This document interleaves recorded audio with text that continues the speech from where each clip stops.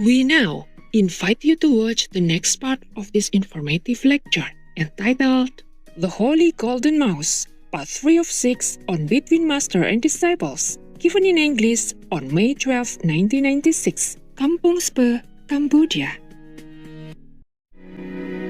Xuân vừa về trên bãi cỏ non,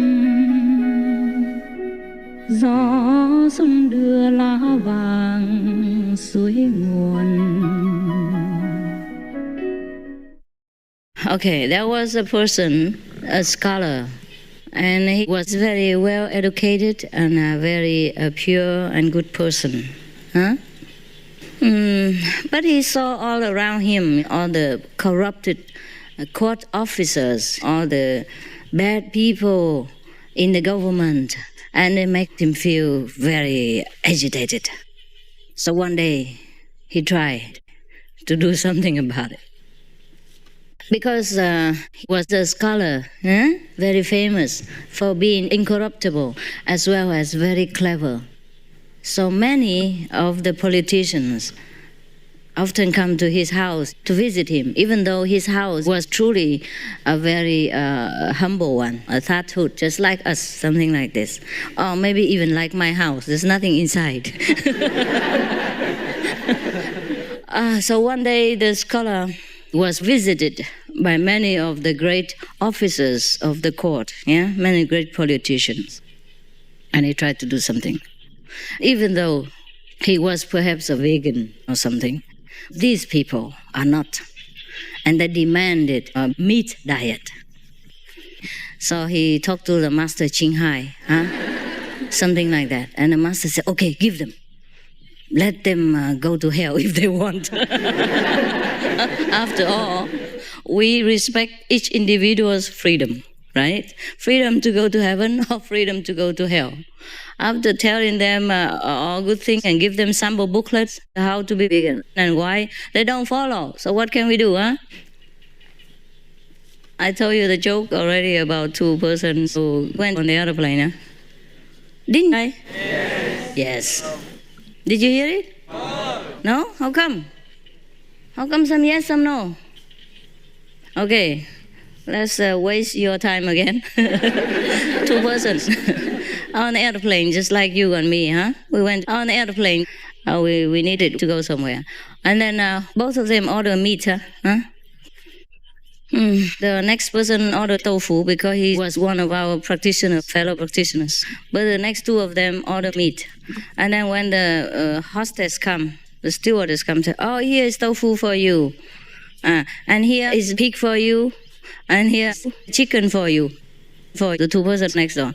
And they protested. They said, no, both of us are pigs.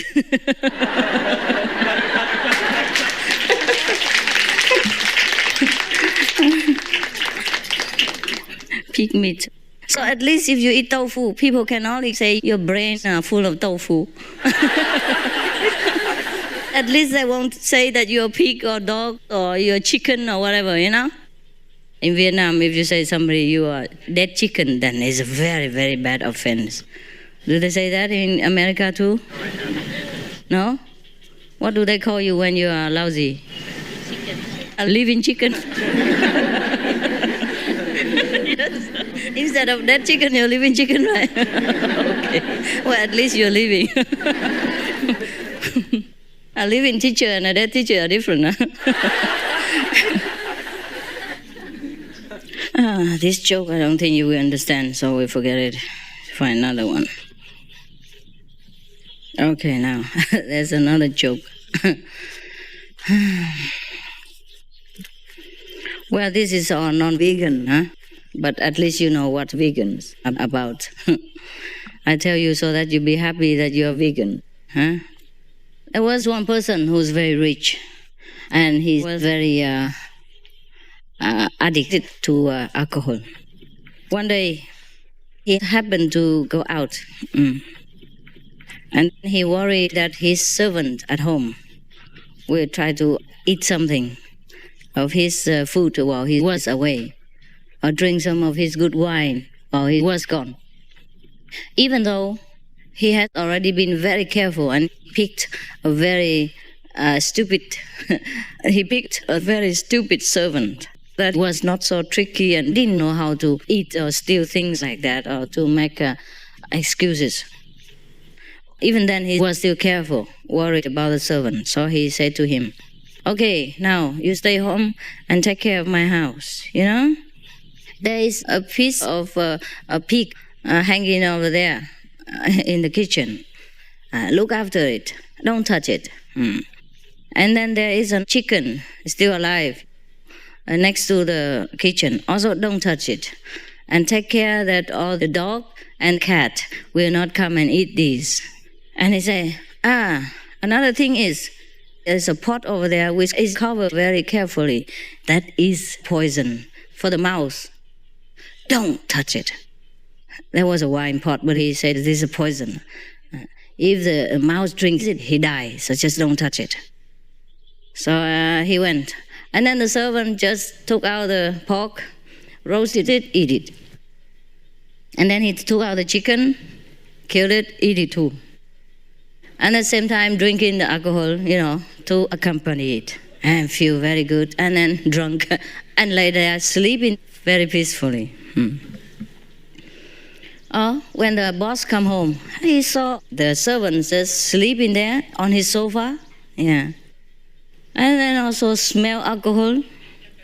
And some of the chicken bones are scattered all over the place. He kicked them around when he slept.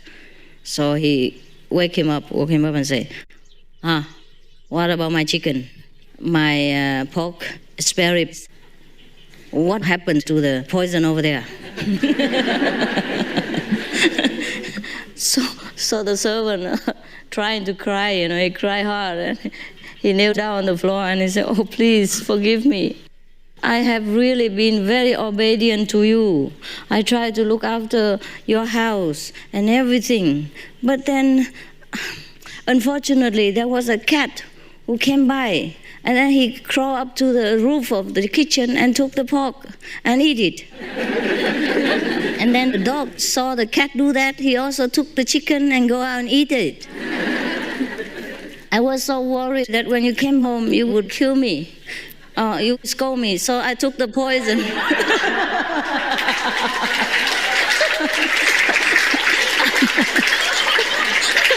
But how come I not died yet?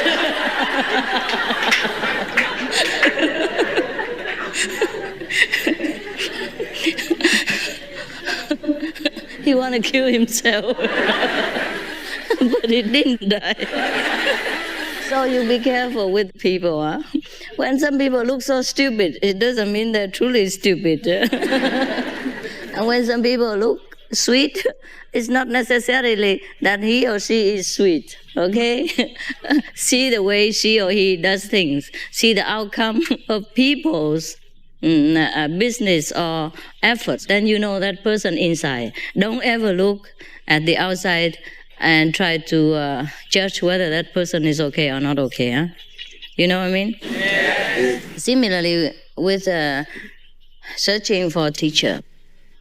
Because most of us love sweet things, love people's sweet talk, soft voice, and good manners, and people who coordinate with us, please our ego and eyes and habits. So we very easily like to look for a teacher or master with a very sweet nature, always soft-spoken and gentle and things like that.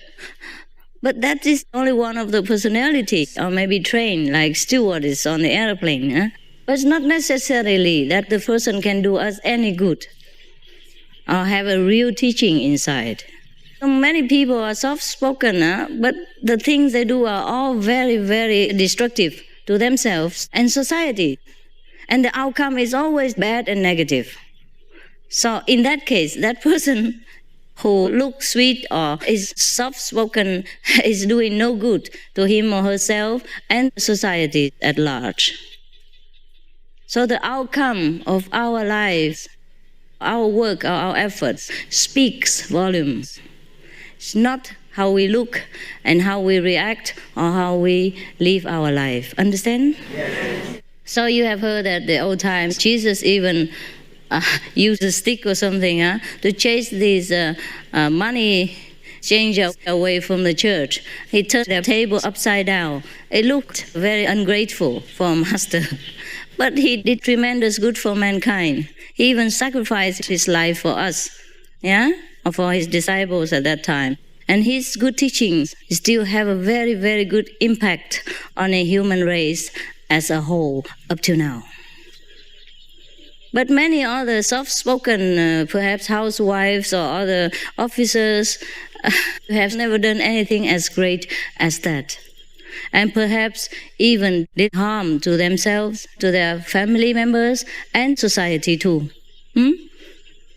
Because they didn't know anything better. Perhaps they were born with a vocal cord slightly defective. So then they speak very softly. Can't speak very loud. Or something stuck in their throat. You never know. So we have to be careful what we want and how we judge people.